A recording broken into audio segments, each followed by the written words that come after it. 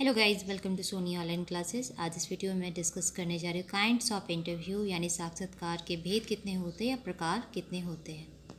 तो गाइस, पहला जो इसका जो काइंड है वो है स्ट्रक्चर्ड इंटरव्यू यानी कि नियंत्रित साक्षात्कार। तो किसे कहते हैं हम स्ट्रक्चर्ड इंटरव्यू यानी कि नियंत्रित साक्षात्कार। तो गाइस, इसे नियोजित या निर्देशित साक्षात्कार भी कहा जाता है। एंड इस निर्देशित साक्षात्कार में अनुसूची विधि यानी शेड्यूल मेथड का प्रयोग किया जाता है।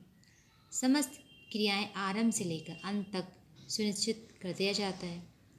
साक्षात्कार को पूर्व निर्धारित क्रम के अनुसार ही चलना पड़ता है। जो सूचना है उसे लेना है, इसके लिए वह क्वेश्चन, लैंग्वेज एंड उसका सीरीज शेड्यूल में यानी अनुसूची में दिया जाता है। इस प्रकार का साक्षात्कार प्रश्नोत्तर के रूप में होता है। साक्षात्कारदाता अनुसूची में दिए गए प्रश्नों और खाली तालिकाओं का उत्तर दे देता है, जिसको कार्यकर्ता नोट कर लेता है। अधिक से अधिक अपनी किसी वक्तव्य की व्याख्या में कुछ कह सकता है। इसके अतिरिक्त वह जो भी कहता है उसे ना तो कभी नोट किया जाता है और ना ही उसका कोई इम्पोर्टेंस होता है।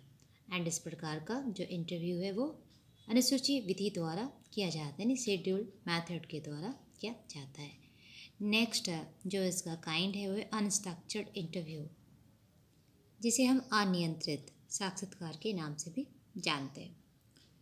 तो इस इंटरव्यू में क्या है कि इसे मुक्त, सतर्क, स्वतंत्र और कहानी तरह साक्षात्कार भी कहा जाता है। इसमें शेड्यूल की भांति यानी अनुसूची की भांति कोई निश्चित प्रश्न नहीं होते हैं। कार्यकर्ता केवल विषय का निर्देश कर देता है। साक्षात्कारकर्ता तक संबंधित घटनाओं, भावनाओं, विचारों एंड प्रतिक्रियाओं का वर्णन एक कहानी के रूप में करता है। यह एक स्वतंत्र वार्तालाप के रूप में किया जाता है। घटनाओं और भावनाओं का वर्णन पारस्परिक प्रश्नोत्तर में पर्याप्त स्वतंत्रता रहती है और साक्षात्कार नियंत्रित होने के बजाय बिल्कुल स्वच्छंद रहता है। घटना की पूरी जानकारी प्राप्त करने के लिए साक्षात्कारकर्ता कुछ अतिरिक्त प्रश्न पूछ सकता है और वह प्रयास करता है कि संबंधित बातों का ही वर्णन हो और साक्षी की दिलचस्प स्पष्ट वर्णन में लगे रहे। नेक्स्ट जो सा काइंड है फोकस्ड इंटरव्यू यानी केंद्रित साक्षात्कार। तो इस प्रकार के साक्षात्कार में देखोगे आप कि यह आवश्यक होता है कि साक्षी किसी निश्चित परिस्थिति से जो अनुसंधान का विषय है, जो उसका सब्जेक्ट है, मैटर है, उससे संबंध रख चुका है। जैसे किसी रेडियो का ब्रॉडकास्ट सुनना है अथवा किसी फिल्म को देखना है या फिर सामाजिक परिस्थिति में रहना है या भाग लेना। इस प्रकार परिस्थिति का अथवा घटना का ज्ञान तो पहले से ही रहता है। अनुसंधानकर्ता अपना ध्यान केवल इस बात पर केंद्रित रखता है, फोकस रहता है कि इस घटना और या परिस्थिति का इस व्यक्ति पर क्या प्रभाव पड़ा है, क्या इम्पैक्ट पड़ा है। साक्षात्कारदाता इस घटना के द्वारा उत्पन्न विभिन्न भावनाओं, विचारों और मानसिक परिस्थितियों का वो वर्णन करता है, उसका डिस्क्रिप्शन करता है। इसके लिए साक्षात्कारकारी प्रवेशिका की भी सहायता ली जा सकती है। इसके अतिरिक्त केंद्रित साक्षात्कार ऐसी घटना या परिस्थिति के संबंध में भी हो सकता है जिस साक्षात्कार लेने के पहले ही विश्लेषण कर लिया गया हो। इस प्रकार का इंटरव्यू भी स्वतंत्र वर्णन के रूप में होता है और साक्षी को घटना का वर्णन करने की स्वतंत्रता होती है। इसलिए वह बहुत सी बातों के संबंध में वह स्वतंत्रता साक्षात्कार के समान होता है।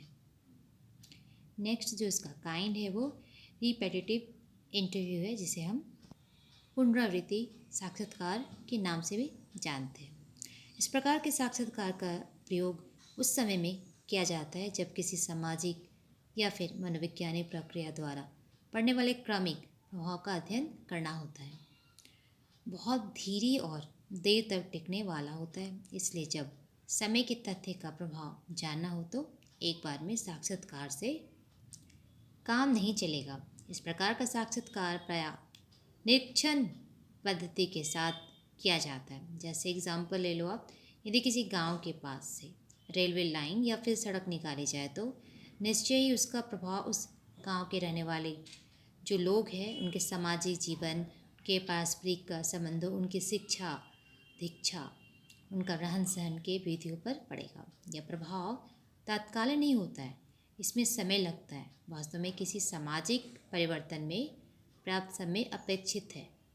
रिपेटिटिव इंटरव्यू जो है यानी पुनरावृत्ति जो साक्षात्कार है, एक खर्चीली विधि होती है, काफ़ी एक्सपेंसिव मेथड होता है। इसके लिए एक स्थायी संस्थान का निर्माण करना होगा। बहुत लंबे समय का सूचना का रिकॉर्ड रखना इम्पॉर्टेंट हो जाता है, जिससे कि स्टडी एक क्रमबद्ध रूप से किया जा सके। नेक्स्ट आपका फॉर्मल इंटरव्यू यानी औपचारिक साक्षात्कार है। इस तरह के इंटरव्यू में अध्ययनकर्ता जो होते हैं वो अनुसूची में दिए गए क्वेश्चंस को ही पूछता है एंड उसके आंसर को लिखते जाता है। बाहर से कोई भी क्वेश्चन हो नहीं पूछ सकता है। नेक्स्ट जो आपका इनफॉर्मल इंटरव्यू है यानी अनौपचारिक जो साक्षात्कार होता है, इसमें साक्षात्कारकर्ता अपने इच्छा अनुसार क्वेश्चन करता रहता है। साक्षात्कार यही प्रमुख प्रकार है।